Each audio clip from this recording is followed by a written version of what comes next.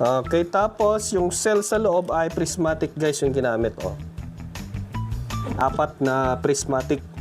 Tapos yung kanyang lapad ay 7 inches. 2 inches yung kanyang kapal. Approximate nasa 9 inches yung taas ng bawat cell. 4 yung ginamit. Okay, yung ginamit na BMS ay 200 ampere. Okay. 3,000 watt hour. Sulit. Sulit na sulit.